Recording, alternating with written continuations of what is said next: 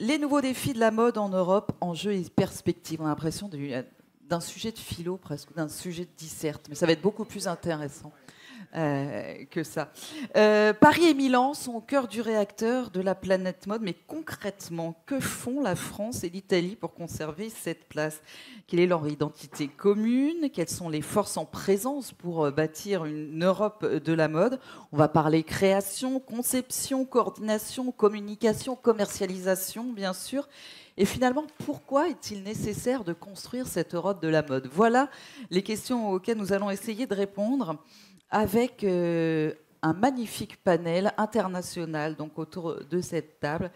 Dans l'ordre, Carlo Capassa, président de la Camera Nazionale della Moda Italiana, avec nous.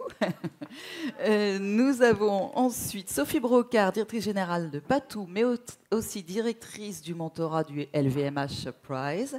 Nous avons Stefano Martinetto, président de Tomorrow London Limited. Vous êtes vous êtes italien, mais vous êtes à Londres, enfin vous êtes un petit peu partout. Vous allez nous raconter ça tout à l'heure. Pascal Morand, bien sûr, avec nous, président exécutif de la Fédération de la haute couture et de la mode. Ensuite, nous avons Sylvie Chailloux, qui est présidente de la Société de confection textile du Maine et aussi présidente de l'UFIM, donc dans les textiles. Une sorte d'alter ego italien à vos côtés. Claudio Rovere, fondateur, président de Holding Industriale. Et puis, last but not least, nous avons Lucien Pagès avec nous, fondateur, président de l'agence de presse que vous connaissez tous, qui porte votre nom. Avant de commencer, j'ai un petit message pour vous, messieurs, dames, et pour vous, de Franck Riester, ministre délégué auprès du ministre de l'Europe et des Affaires étrangères, chargé du commerce extérieur et de l'attractivité. On l'écoute. Mesdames et messieurs, chers amis, la France est championne du monde de la mode et du luxe, avec un quart des parts de marché mondial. Cette performance, nous la devons au dynamisme d'une filière qui peut compter sur un tissu dense de grands groupes, de PME et d'ETI innovantes qui maillent notre territoire. Aucun autre secteur n'est aussi intimement associé à l'image de notre pays. Aucune autre filière n'est aussi emblématique de l'art de vivre et de l'élégance à la française. Je tenais aujourd'hui à vous adresser un message clair. Continuez à oser l'international, continuez à oser l'export. Parce que c'est un choix gagnant et un puissant relais de croissance pour vos entreprises. Parce que lorsque vous exportez, c'est le fabriquer en France. Ce sont nos savoir-faire, notre excellence, notre inventivité, nos traditions et nos métiers qui rayonnent aux quatre coins du monde. Ce sont aussi nos valeurs, tant il est vrai que la filière, cher Pascal Morand, a su transformer ses standards environnementaux et sociaux élevés en véritable atout concurrentiel. Alors, plus que jamais, continuez, accélérez même, et nous répondrons présents à vos côtés à chaque étape. La crise économique et sanitaire a durement touché le secteur, je le sais. Aujourd'hui, cependant, la reprise est bel et bien là. Avec France Relance, avec le plan de relance export, dont nous prolongeons les principales mesures jusqu'au 30 juin 2022 pour continuer à vous accompagner, le gouvernement est totalement mobilisé pour vous permettre de saisir toutes les opportunités qui s'offrent à vous en Europe et bien sûr aussi partout dans le monde. Chers amis, allez-y à pleine vitesse. Je vous remercie pour votre attention et je vous dis à très bientôt à hier. Et pour aller plus loin que ce que disait encore Franck Riester, c'est que l'idée, c'est que à plusieurs, à deux, on est plus fort. Et si nos chers amis italiens sont là aujourd'hui, Carlo Capassa, c'est parce que depuis quelques années, avec Ralph Toledano, avec Pascal Morand, it's okay for you? Yes. Do you like? Do you want to? I repeat? No, it's okay. It's okay. Donc, depuis quelques années, avec Ralph Toledano et Pascal Morand, vous discutez beaucoup parce que vous avez compris que la France et l'Italie, bien sûr, sont un peu concurrentes, on va y revenir, mais surtout très proches et que ensemble, vous serez plus forts pour avancer sur les problématiques de la mode aujourd'hui. Qu'est-ce qui nous rapproche, France et Italie, sur les sujets de la mode? Yes. Okay. Good afternoon, everybody. Very happy to be here. We are in an incredible surrounding, so we are all in a great mood. And talking about Italy and France and our fashion association, what we have in common are the values. And the values, they are the values related to humanism, I think. And when we are talking about creativity, of course, we are talking about quality, and we are talking about sustainability. I think that those three words, they describe very, very well what we have in common, and also describe very well which direction we are going, because we believe that fashion in Italy and France is very, very, very similar. We cooperate together in many, many aspects, especially when we talk about production, of course, distribution, of course, but more when we talk about those deep values that we all share. For example, we have many programs about sustainability, and we are both part of PEF in Europe, where we define the impact, environmental impact of the fabrications. We work as Camera alla Moda also with the United Nations on the ESG, that means the environmental, social, and governance rules that they are going to give also evaluation to each company, each brand, in terms of describing how sustainable you are. We work very much on guidelines that we share, because some of those guidelines, they are regarding production, for example, chemical in the product, chemical in the production, and use of water. We are together in some tables with different rules, like, for example, in the Fashion Pact, when we are talking about carbon footprint, for example. And we are together, even if we are not always in those organizations. But for example, there is this nice story about Aura, that is a blockchain made by LVMH, Richemont, Prada, OTB, and many other companies, and we help. Because we help to have more and more brands using this blockchain, because this blockchain is very important for transparency in our business, so in our industry. So in many of those aspects, we are together. And we are together when we talk, for example, about creativity. When we promote new designers, we share very much. Me and Pascal, we talk a lot about new designers, how to give chance to them, and all that. And to also give space to creativity. Our position and the Chambre position was very similar when we talk about see now, buy now, see now. We believe that that is against any kind of creativity, because it's pure marketing. And we believe very much that the rule of fashion is not only to interpret the needs, but is to create the dreams. And about creating dreams, we are all together, because our rule is to help creative dreams. And I think that those are the real roots where we are really there, similar and together. Pascal Morand, on voit que vous êtes vraiment sur la même longueur d'onde. Est-ce que vous voulez poursuivre sur ce point-là, sur les échanges que vous avez? Oui, je vais poursuivre sur les échanges et puis aussi sur les valeurs, qui est un point essentiel, qui a été avancé par Carlo, et qui est une question absolument de fond. Alors après, on va y revenir, il y a des interactions permanentes, extrêmement profondes, au niveau... bien sûr, des textiles. Je rappelle que une majorité importante des tissus, ce n'est pas Philippe ou Gilles qui vont me démentir, que la majeure partie des tissus utilisés par des marques de création proviennent d'Italie. Donc ça, c'est un exemple. Mais il y a aussi beaucoup d'interactions au niveau des marques. Il y a beaucoup d'interactions au niveau des groupes. Alors après, il y a d'autres pays. Il y a le Portugal qui se développe bien aussi. Et puis d'autres, on ne va pas prendre la liste de tous les pays européens.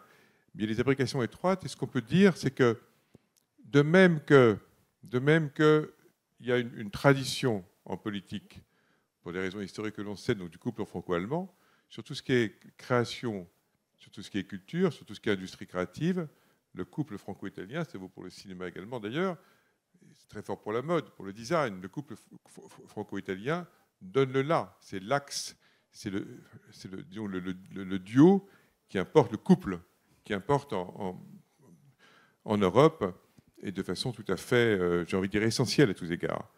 Alors, d'où ça vient? C'est ça aussi la question, d'où ça vient? Est-ce que c'est parce qu'on se connaît bien, parce qu'on aime beaucoup la cuisine et la gastronomie, qu'on adore tous aller en Italie, etc., que Carlo aime bien venir en France, d'ailleurs, il fait le plaisir de venir. Et il y a beaucoup de facteurs comme ça. Mais même ces facteurs eux-mêmes, il faut les expliquer. Enfin, qu'est-ce qui se passe? Parce qu'en plus, on peut considérer que ce n'est très important qu'à la condition que ce soit durable, pérenne. Et ça ne peut être pérenne que s'il y a des fondements intrinsèques. Et Carlo l'a dit, le fondement, c'est l'humanisme. Il y a des racines communes en Europe.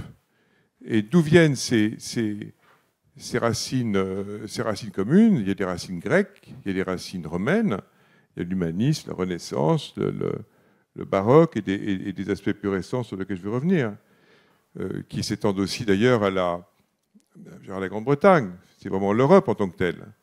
Alors, Margaret Thatcher, quand elle parlait des États-Unis, elle disait, enfin, qu'on adore, on respecte beaucoup tous les États-Unis, c'est pas le sujet, mais elle disait cette Europe de l'autre côté de l'Atlantique.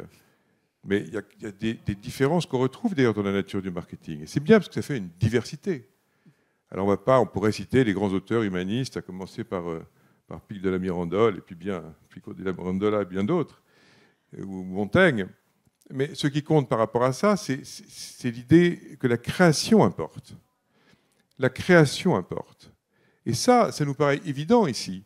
À nous, ça nous paraît évident. Mais à beaucoup, ça ne paraît pas évident. Pourquoi est-ce qu'on est là? Pourquoi est-ce qu'on vient hier? Eh bien, par respect pour la création. Quand Didier, donc, qui était le prédécesseur à la fois de Ralph et de moi-même, et que vous connaissez tous, et dont on a parlé ce matin, voilà, et qui a joué un rôle si important, quand Didier venait hier et avait invité Mario Boselli, on était dans la même philosophie.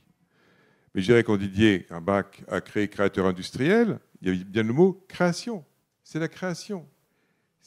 Et c'est la création qu'on respecte. Et cette création, on veut qu'elle vive, on veut qu'elle soit intense.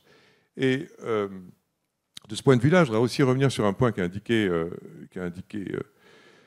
mentionné Carlo, qui est que si on prend la littérature marketing, la littérature académique en marketing, c'est comme en innovation. Il y a deux types d'innovation et deux types de marketing. Alors je vais prendre un anglicisme, parce que c'est plus commode qu'en français, mais il y a le marketing qui est tourné vers la création, qui respecte la création, et dans toutes les maisons qui ont un manager et un créateur par définition, c'est ça, un manager et un directeur artistique. C'est un marketing qui est, on va dire, creativity driven. Et puis un marketing qui est directement tourné vers le rapport au consommateur, donc qui est consumer driven, qu'on apprend dans plein d'endroits, dans des business schools. Presse. Juste un mot, vous pouvez témoigner concrètement de ce que vient de raconter Pascal sur le fait de Paris et Milan au cœur de la sphère mode pour cette créativité. C'est ce que vous avez observé aujourd'hui. Ce qui fait la force de la France et l'Italie, pour moi, c'est qu'on a les plus belles marques du monde. Mais elles sont là depuis des années, des dizaines d'années, des centaines d'années, je ne sais pas. Donc il y a cette base commune. No, I think actually, not that we should find a way or that we are one country. Italy and France, when you talk about fashion, and especially when you go to the production, because when you go to Fashion Week, it's something different. Fashion Week is the communication moment. And we communicate in a way in Italy, in another way in France, but we are communicating at the end some deep value that they are very similar, and those values they are basically based on creativity. And creativity starts not hand with the show or with the communication, but start much before. Start when somebody's working in the night and say, wow, this fabric could be different if I try to make it peach hand or paper hand or something incredible. And then those people, they work in night and they are probably artisan, they work to create something new. And they go to the designer and say, do you like this? Yes, but I would like to change it a little bit, to squeeze it like that. This system is existing only in Italy and in France. A bit we influence some other country in Europe, fortunately. So it's becoming, we have to wish that it becomes more and more a European way to work. And when you go to buy a fabric in China, for example, you can buy a wool gabardine, and it's there. And you have to buy at least 300 meters, 250 meters. And you have 50 colors, you have to choose one of those. And the end is that. When you go to Italy, you can choose that fabric. You can have 20 meters in your specific color and with 100 different finished. This is something, is a creation, and creation we have to defend. This story is what we should bring out from Europe, is creativity. But the creativity must be based on humanism, and this means respect the work of the people, respect people. We've been talking about sustainability, we have to talk about social sustainability. I'm a little bit scared when a shirt is less expensive to buy than to wash. I'm suspicious. I say probably somebody has to pay for this low price, and probably will not be the guy who buys the shirt, but somebody else is going to pay. Well, we are talking about promoting deep values, and those deep values, they are values based on also on social sustainability. We have to be very aware that we have to protect our workers, we have to protect our artisan, we have to protect the young, new designer, new generation, new artisan, all that. This is what we are doing, we are trying to do. We made an agreement with the artisan, 30,000 artisans actually, and directly the agreement with Camera della Moda, they were quite shocked and say, oh, you're coming to us to make an agreement. Yeah, we want to represent you and your needs, because your needs, they are our needs, and your values, they are our values, if we want to be European and humanist, as Pascal said before. Sylvie Chailloux, les Italiens, vous les adorez, et en même temps, ce sont vos premiers concurrents.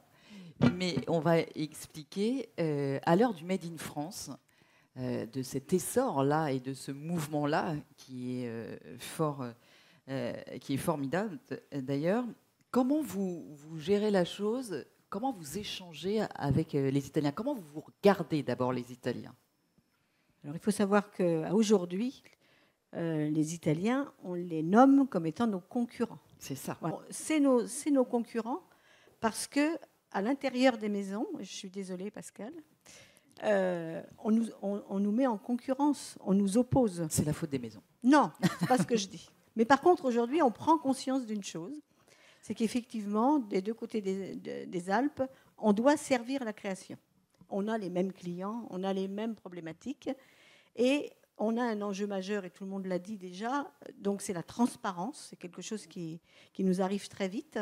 Et nous, industriels, on se rend compte aussi qu'on a un autre grand challenge, qui est la préservation des savoir-faire. Et si on ne s'allie pas, si on ne fait pas des partages d'expériences, je pense que de toute façon, moi j'ai toujours beaucoup travaillé en collectif, je pense que le collectif nous aidera à trouver des solutions, justement pour qu'on prépare un avenir à tout ce nouveau monde de la création. La problématique qu'on a en France, c'est notre problème de capacité. L'Italie, aujourd'hui, offre une capacité bien plus importante que la France. Et quand on voit la croissance des maisons de mode françaises, effectivement, on serait incapable de les servir. Donc, on est condamné, ou alors, ou en tout cas, on est condamné à être alliés pour pouvoir... On a le même intérêt. Nous, on doit servir les maisons, ce sont des clients, on les respecte. Donc, si la solution, c'est de partager avec l'Italie, qui devient plus un partenaire qu'un adversaire aujourd'hui. D'autant que vous avez des savoir-faire complémentaires. Voilà, l'Italie est reconnue comme étant avec un savoir de tailleur, en général, de tailoring. Et en France, on est en général meilleur en flou. Donc, je pense qu'on peut effectivement offrir une prestation complémentaire et qui ne s'oppose pas dans ce cas-là. Dans l'esprit des maisons, en tout cas, alors il y a des vécus différents, des perceptions de réalité naturellement différentes, mais il y a une complémentarité naturelle. Il y a une complémentarité naturelle avec cet axe franco-italien, et c'est comme ça que c'est perçu, c'est comme ça que c'est décrit, et c'est comme ça que c'est ressenti. Vous qui, j'imagine, travaillez avec la France ou avec l'Italie pour la production, quel regard vous avez? Alors moi, je vais peut-être parler plus au nom de tous les designers que j'ai mentorés, comme pas tous. D'accord. En tout cas, d'abord pour cette question sur cette question, c'est des savoir-faire. Les designers émergents ont quand même plus tendance à se tourner vers l'Italie, je dois dire. Et même beaucoup Portugal, Europe de l'Est. Il y a une très belle qualité en France, mais souvent les prix sont un peu compliqués pour les designers émergents, pour les jeunes. Vous tendez la main à la France et votre idée, c'est d'aller investir en France aussi. Exactement. C'est un peu l'idée de porter, vous parlez d'un projet qui, je crois que c'est un exemple positif par rapport au sujet de la table ronde et qui va dans la direction de plutôt une collaboration entre France et l'Italie plutôt qu'une compétition entre fabricants. Le projet, c'est exactement ça, qui est parti au niveau national et local. Et maintenant, je crois, la possibilité, l'ambition d'être au niveau européen, donc franco-italienne. Parce que je crois qu'il y a, comment dire, une possibilité, une fenêtre d'opportunité de vraiment ouvrir une coopération qui est entre les deux pays. Je vois ça, si j'écoute un peu, surtout les clients qui nous demandent vraiment d'être encore des défis encore plus forts par rapport à la durabilité, à les savoir-faire et tout ça. Donc, c'est encore plus vrai qu'il faut être des groupes ensemble aussi complémentaires entre la France et l'Italie. Et ce qu'il faut pour penser à une idée de Made in qui n'est pas forcément tout simplement Made in France ou Made in Italy, mais c'est l'idée d'un Made in qui c'est vraiment où il y a d'investissement pour la qualité, pour la durabilité et tout ça. Donc là, je suis heureux d'écouter que we are just one country. On est tous ensemble, les deux pays, pour faire tout ça. Et on voit qu'on a... on a dit, grâce à la vision un peu plus stratégique du client, qu'on a une vue long terme. Et donc, pour nous, entrepreneurs, on a vraiment le temps pour faire des investissements pour le long terme et faire vraiment des partenariats entre France et Italie. Aujourd'hui, il faut former, il faut bien conserver ses savoir-faire pour répondre à toute cette demande. Oui, la demande est très, très forte. Bien sûr, comme tout le monde, on a eu une année 2020 au ralenti, mais c'est reparti de plus belle. Et donc, on en entend parler d'une façon unanime et générale. Toute l'industrie, aujourd'hui, a beaucoup de mal à recruter. Donc, de toute façon, on n'y arrivera pas. On n'y arrivera pas tout seul. Donc, il est hors de question que nos clients soient limités par la capacité de production. Donc, il faut absolument qu'on trouve des solutions pour que notre industrie est déjà très attractive. Je pense qu'à partir du moment où on commence à raconter une histoire autour du produit, autour du luxe, autour des savoir-faire, c'est beaucoup plus attractif que d'avoir un atelier qui travaille dans la fast fashion. Aujourd'hui, je ne voudrais pas avoir un atelier en France où je devrais vendre à mes collaborateurs la fabrication de fast fashion. Je m'en sentirais incapable. Mais effectivement, associé justement à la durabilité des produits et à la beauté des produits, on arrive sincèrement aujourd'hui quand même à avoir des arguments de recrutement. La difficulté, pour se parler, c'est qu'on n'a pas encore, on est très proche avec l'Italie, mais pas tout à fait les mêmes standards sociaux. Oui. je peux que Soyons clairs. Voilà, je peux que regretter qu'on ait l'Europe et qu'on n'ait pas réussi à faire l'Europe sociale, puisque effectivement, on se bat avec des niveaux de salaire différents. Yeah. Well, no, I want to say two things basically. First, she's totally right. When we think about Europe, we have to think that the price, the working cost should be the same in Europe. We should have a balance between the social cost should be something European. We want to be European. Okay, we have to be European until the end. Pour continuer, on va continuer la chaîne, on produit, il y a la création. Donc, ces jeunes générations de créateurs, Sophie Brocard, que vous suivez donc en tant que directrice du mentorat de LVMH Prize, quel regard ils ont, ces jeunes créateurs, sur l'Europe? Est-ce qu'ils sont toujours autant attirés justement par ce cœur battant franco-italien? Alors je dirais que oui, vraiment, l'Europe, c'est un pôle d'attraction pour ces jeunes créateurs. D'une manière générale, je pense qu'on est tous d'accord pour dire que la créativité, elle est partout dans le monde. Aujourd'hui, un créateur, il peut naître dans n'importe quel pays du monde, mais en revanche, il aura une tendance déjà à vouloir étudier en Europe, parce qu'il y a des très bonnes écoles de mode, que ce soit Londres, Paris, Milan, Anvers, Bruxelles. Et ces écoles, c'est déjà la première raison pour laquelle ils vont vouloir aller en Europe. Quelle est votre perception de cette Europe de la mode, du coup? Pardonnez-moi si je réponds en anglais. Oui, it's okay. I'm actually Italian. My company is called Tomorrow London Holdings, which is British enough. And we have subsidiaries around the world. So we have a Milan office, we have a Paris office when we show a lot of our brands, New York, LA, Dallas, and Shanghai. And the reason why is because obviously the market is a global market regardless of the size of the brand. Even the newest brand approaches the market as a multi countries target. A very interesting experience, because being based in London, I experienced the joys of Brexit since January, which is a good sign for all those European countries who might consider that a good idea, and it is not. We, as European brands or European companies, have the challenge to face a very complex market. Designers have the choice to develop their brands through B2B, which is, of course, has its ups and downs. At the moment, is coming back in favor, but for a few years was neglected, or D2C, where unfortunately now the cost of shipping and marketing are essentially making impossible running a profitable business. We are facing three major countries, macro markets, which are the North America, the European market, and the Asian market, with a very specific situation in the Chinese market. It is impossible to think we can face a global competition if we don't have a strong network and federated support from the European. Il y a une question soulevée importante, Pascal Morand, c'est l'Europe. C'est l'Europe sans le Brexit, c'est-à-dire qu'on n'oublie pas Londres et le British Fashion Council. Comment vous gérez ça? D'abord, pour pouvoir avancer sur de la coopération, notamment en matière de production ou à tous égards, il faut pouvoir avoir les occasions de se parler. Qu'est-ce que l'Union européenne a des difficultés? Qu'est-ce qui fait que l'Union européenne, à un moment, s'est développée? C'est lorsqu'a été mis en place un Conseil européen, ce qui fait que les responsables des différentes nations se voyaient régulièrement. Je ne dis pas qu'il faut faire les mêmes choses. Il y a beaucoup de structures.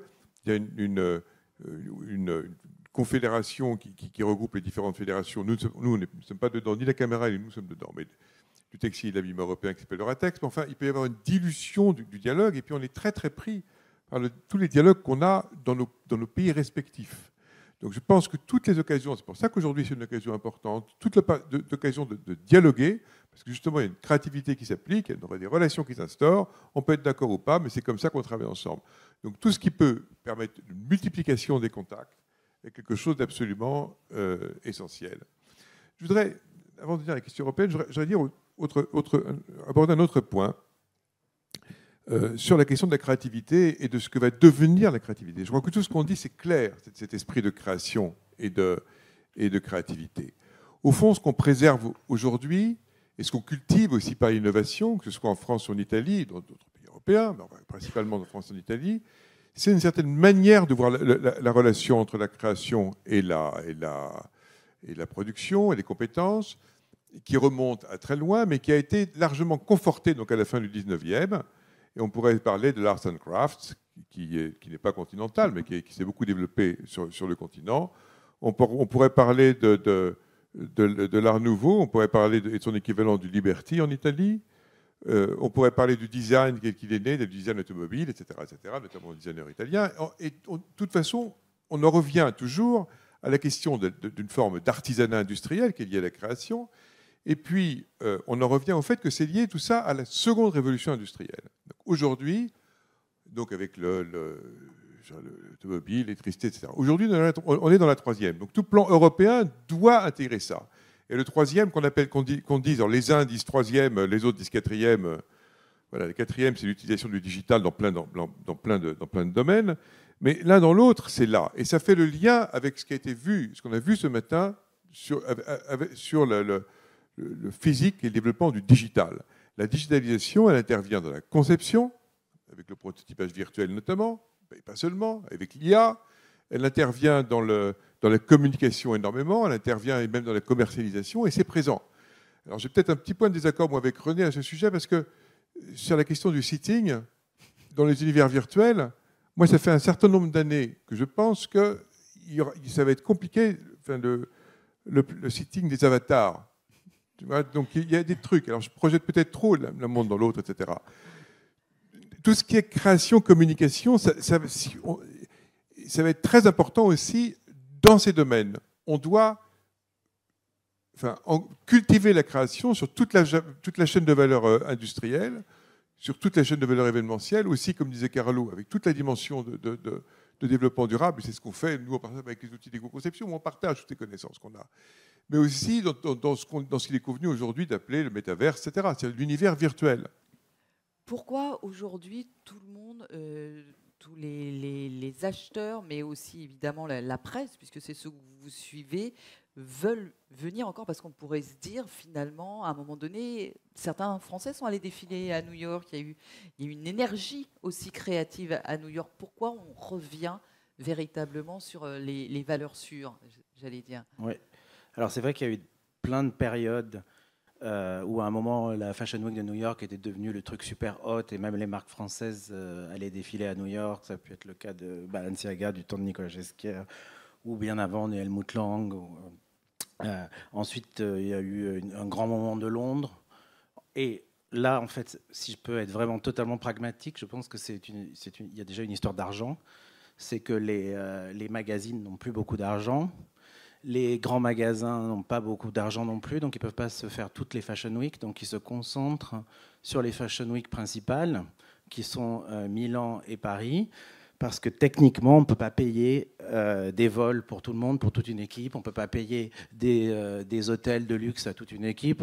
On peut pas, maintenant, les gens qui avaient l'habitude d'avoir des voitures pour aller défiler n'en ont plus. C'est la fédération, par exemple, à Paris, je ne sais pas comment ça fonctionne à Milan, qui maintenant, pour la première fois, donne des voitures à des grands groupes de presse.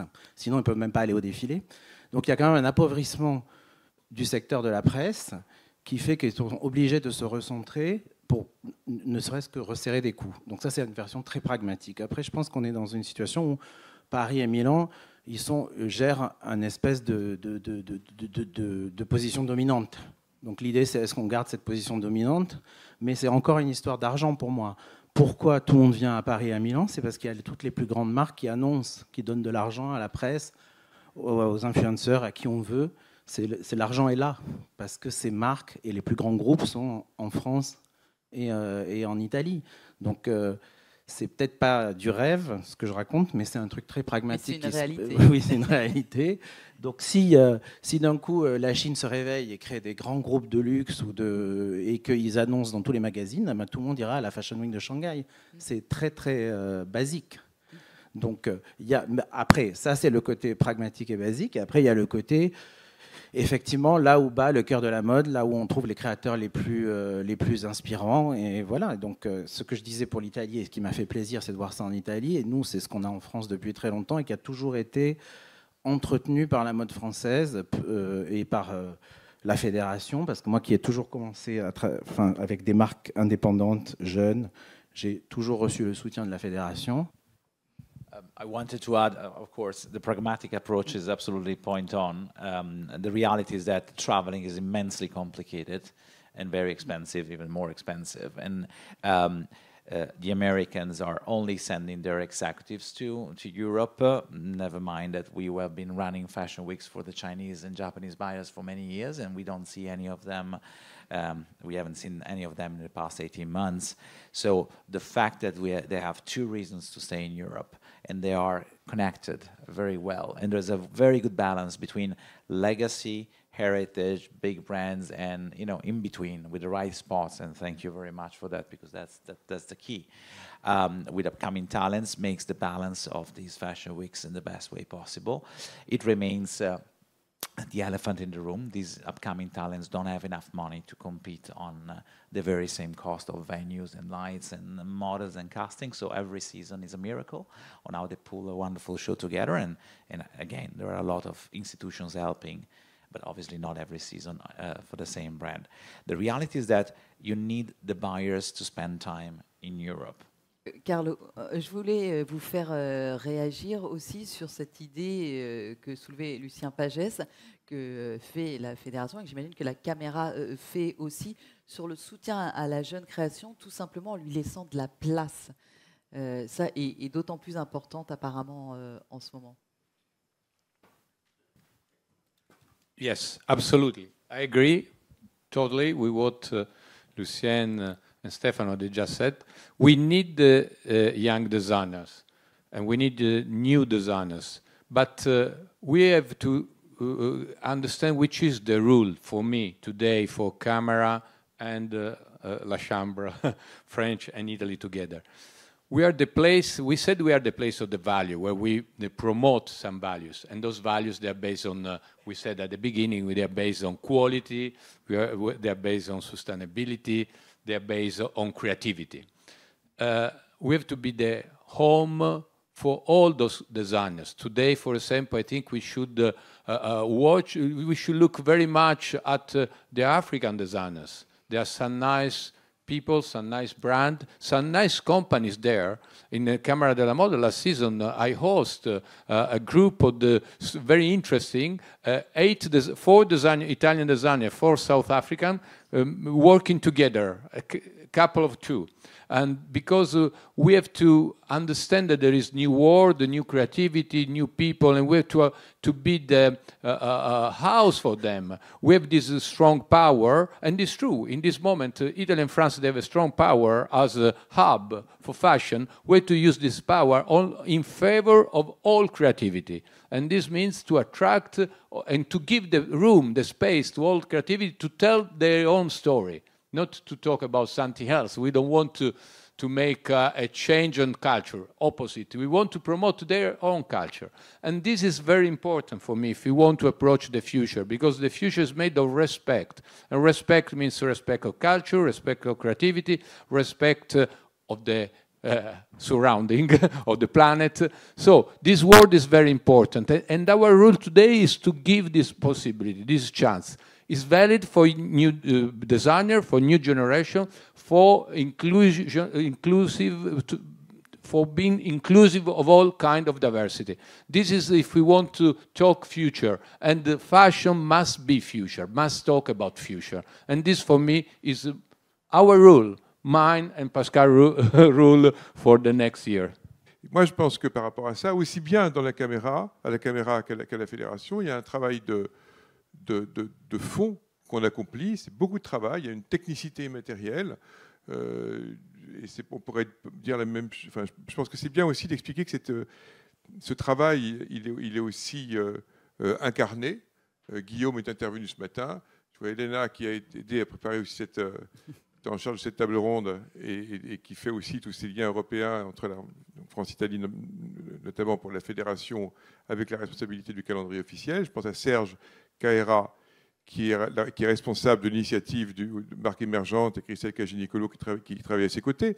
Et je vais prendre un exemple très concret, mais beaucoup d'entre vous le savent, qui est que pour attirer les designers internationaux, les jeunes qui ont peu de moyens, on a mis en place un fonds qui complète celui du défi, puisque celui du défi ne pouvait fonctionner pour que les créateurs ne peut fonctionner, mais il fonctionne extrêmement bien aussi, là encore, un soutien important. Il ne peut fonctionner que pour les créateurs qui sont installés à Paris. Or, un créateur, qui vient à Paris, il est français, il est parisien, qui vit en Italie, qui vient à Milan, il est italien, il est milanais. C'est comme ça.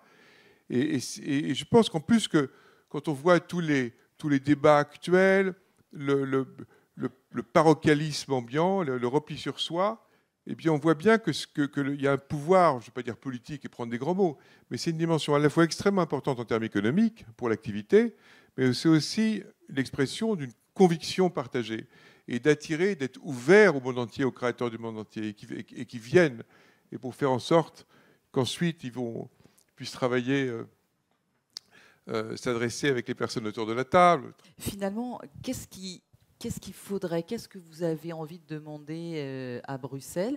Est-ce que ce sont des règles plus claires pour défendre peut-être, on parlait de traçabilité au début, on parlait de savoir-faire, on parlait de toute cette question-là. Est-ce que c'est défendre cette créativité ou c'est autre chose? Déjà, je dirais, comme on a tous un travail de ouf, il faut déjà trouver le temps. On a l'aspiration de travailler ensemble, il faut trouver le temps de le faire. C'est une priorité. Donc ça, c'est une première chose. Et puis après, il faut rentrer dans les logiques des plans, puis en espérant qu'on peut rentrer dans tout ça.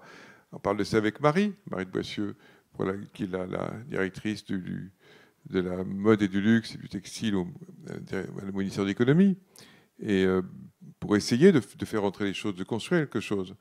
Mais je crois qu'à un moment, il fallait déjà non pas seulement survivre, aller non seulement dans la résilience, mais on a saisi cette opportunité pour innover. Au fond, tout ce qui s'est passé, on ne peut pas s'en réjouir, parce que ça a été dramatique. C'était dramatique. Voilà, parce que beaucoup de personnes qui ne sont plus là, et puis ça a eu des conséquences énormes. Mais c'est vrai aussi que ça a été une source d'innovation. Parce que quand on travaille dans cet environnement-là, il y a un truc, c'est qu'on aime tous le changement. Et on a cherché donc, à être le plus innové possible. Créer et innover, ce n'est pas la même chose. On a fait les deux. C'est intéressant que Xavier réagisse sur tout ça. Voilà. Xavier, donc dirigeant de l'IFM. Romaté, Xavier Romaté. Merci. Bon, évidemment, la jeune création est au cœur des préoccupations de l'IFM. Et je voudrais juste vous citer un exemple, puisqu'elle est là, avec Lorraine Kouassi, qui dirige un programme qui s'appelle Birimian. Nous avons décidé de monter un programme de formation dédié aux jeunes créateurs africains. Carlo a parlé d'une Europe qui doit être une Europe ouverte, et qui doit être une Europe où on puisse accueillir les cultures du monde entier et laisser les créateurs, d'où qu'ils viennent dans le monde, créer et produire dans leur pays d'origine. Et ça nous est apparu quelque chose comme étant absolument essentiel. Et aujourd'hui, on voit bien que l'Afrique, Lucien en a parlé, c'est dans toutes les Fashion Week, est un élément clé de l'avenir de la mode de demain. Et c'est la raison pour laquelle Lorraine, qui a suivi l'un de nos programmes IFM Entrepreneur, a décidé de s'associer avec l'IFM pour créer un programme qui est un programme de détection, d'accompagnement, de formation à long terme de jeunes designers africains. Et nous en avons, depuis la semaine dernière, 10 qui ont été sélectionnés par un comité créatif et qui viennent à l'IFM parce qu'avant de défiler, avant de produire, il faut connaître l'industrie, il faut connaître les règles de l'industrie, il faut savoir comment tout ça fonctionne. Et on s'aperçoit que ces créateurs et ces jeunes designers africains ont un talent absolument extraordinaire, qu'ils ont un enthousiasme qui n'a rien à envier à l'enthousiasme de ceux qui sont ici, mais il faut leur donner les clés de compréhension de ce que c'est que le monde digital, de ce que c'est que le merchandising, de ce que c'est que le développement produit. Et c'est tout le rôle de la formation. Et je crois que c'est très important que des écoles, et en tous les cas l'Institut français de la mode en sera un acteur fort, puisse accompagner des designers de tous les continents, Afrique et d'autres continents, pour les aider sur un processus de long terme à apprivoiser la complexité du monde d'aujourd'hui, la complexité du digital, la complexité des processus de production, la complexité de ce qu'est la sustainability. Et merci Pascal de me donner l'occasion de dire que on se projette beaucoup quand on parle de jeunes créations vers les défilés. Mais les défilés, c'est un tout petit aspect de l'accompagnement qui est nécessaire à ces jeunes talents parce que la formation est quelque chose qui est absolument essentiel pour qu'ils réussissent. Donc merci de m'avoir donné l'occasion de m'exprimer, Pascal. Merci Xavier. Alors, la conclusion à vous, Carlo Capassa. Je vous pose la même question qu'à Pascal. Sur quoi il faut avancer le plus rapidement aujourd'hui, quand vous aurez le temps de vous parler et de vous poser? No. Well, as we said at the beginning, it's something you said also something interesting before. What should we ask to Brussels, for example? No? we are all here and we say, okay, we are united, we should move forward, but what should we ask? I think first we said the new generation. Okay, new generation means we need to help those new generation. We need some real programs that they help those new generation. And sometimes those new brands, they have a lot of difficulties. Sometimes we have a fashion trust in Italy where we really help those guys. And I found out that those guys, the first things they said, I need to spend money to make my collection, so I couldn't register my brand in China. And after 1 week, the brand was registered by somebody else. And they lost the opportunity of the market. So sometimes they're very naive, those guys and new brands. We have to help them also with a lot of mentoring and a lot of programs. So we need the specific program from new brand, new companies, new manufacturing. We need real programs in Europe. We need something. We are going. Everybody. We are all talking about sustainability today. Zero emission, circular economy, and we have some rules in Europe. More and more, better and better for. We can follow, but we don't have a real rule for human being. We don't have a European welfare that is everywhere the same. We touched that before. We have to ask for something like that. Human are important. What we have to export is the idea of protecting people. And all the other countries where we make fashion outside Europe, they have to learn how to protect people, and we have to accept the production in countries that they respect people. This is something Europe should be very strong on defending this value of human welfare, because this is a base of European, being European. I feel European because I like to protect those values. And so I think we should be much, much strong on this. Sometimes we say yes, but then we don't do much in Europe. And then as a European, we have to defend creativity. Because if we don't put at the center creativity, and this, we say, okay, defend creativity, can be something very specific. Because when you talk about creativity, how can we defend creativity? We have to have program, we have to finance the creativity when it's about new generation, startup, ideas, fashion, new designers, schools, because we need those people to learn, and we need to promote the learning. We cannot accept that they can go to those schools only guys that they can pay a large amount a year for being, a student. No, we have to protect the study. We have to help those guys to study in a different way, not always much more possibilities for studying for all those guys in Europe. So I think there is a lot that Europe can do to make fashion better and for more people and for the future. Avant que tu conclues toi, je voudrais juste remercier l'équipe, Mais c'est ça, moi je voulais remercier Elena Carrettoni, c'est moi qui le fais ça. Ah ben d'accord. Je remercie les interprètes déjà. Aussi. Beaucoup. Et je vous remercie tous. Voilà, et merci à vous, Lucien Pagès, Claudio Rovere, Sylvie Chailloux, Pascal, Stefano, Sophie Brocard et Carlo Capassa. Merci à nos amis italiens. Merci à vous tous.